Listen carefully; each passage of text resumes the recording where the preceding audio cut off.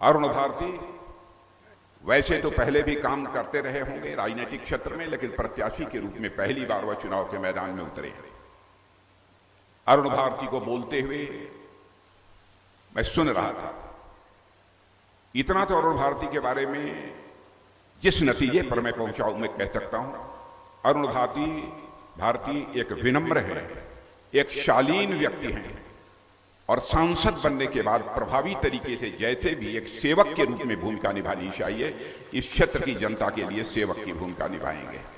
3 बार जमुई की सार्वजनिक सभा को इसके पहले मैं संबोधित कर चुका हूं, लेकिन मुझे यह भी याद आता है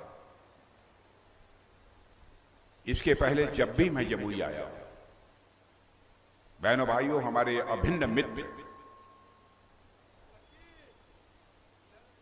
जिनके साथ मेरा भावनात्मक रिश्ता था, और मैं ये कहूं कि एनडीए में वह शामिल हुए थे जब मैं पार्टी का राष्ट्रीय अध्यक्ष था, तो हमारे आग्रह पर ही एनडीए में जो शामिल हुए थे, ऐसे स्वर्गीय रामविलास जी पासवान आज हमारे साथ मंच पर नहीं है। स्वाभाविक रूप से उनकी कमी मुझे खटक रही है।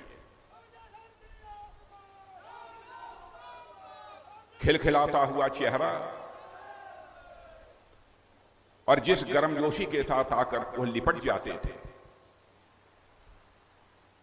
उससे जिस अपनेपन का एहसास होता था, मैं उसको शब्दों में बयान नहीं कर सकता। लेकिन जो प्रकृति का शाश्वत नियम है, दुनिया की कोई ताकत उसे नहीं बदल सकती है। जो आया है सभी को जाना है। लेकिन रामविलास जी पासवान अपनी विरासत के रूप में जो चिराग पासवान को देकर गए हैं, बहनों भाइयों, मैं कहूंगा कि आपका चिराग पासवान यह साधारण नौजवान नहीं है, बल्कि मैं चिराग पासवान के बारे में यह कहना चाहूंगा कि एनडीए की पिच का वह रन हीटर है। जितने रन की जरूरत होगी वह उतने रन बनाने की क्षमता आपका चिराग पासवान रखता है।